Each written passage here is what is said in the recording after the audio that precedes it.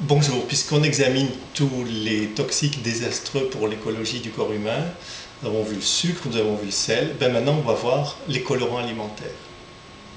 Si on était dans un monde un peu équilibré, on se passerait de tout colorant alimentaire, puisqu'il n'y a pas besoin de colorer la nourriture.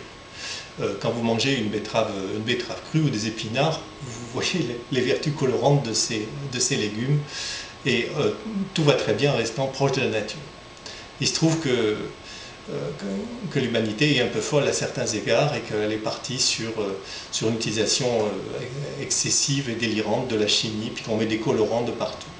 Alors, je vais vous donner des informations très précises qui résultent des études les plus récentes sur ces questions, de l'effet désastreux de la plupart de ces colorants. Je me dois de vous donner dans ces cours une information très précise, mais globalement, si vous choisissez de vous tourner résolument vers une alimentation naturelle, saine, à partir de produits bruts et naturels, il n'y a pas de problème de colorant à se poser.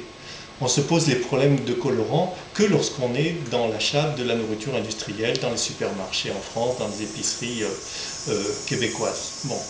Donc, je vous laisse découvrir tout ça. Et puis, j'ai fait une petite présentation importante. C'est celle de tous les produits de beauté avec leurs additifs antioxydants, conservateurs, etc., qui ont une nocivité extrême pour le corps et qui sont très certainement la source de beaucoup de maladies graves, telles les cancers.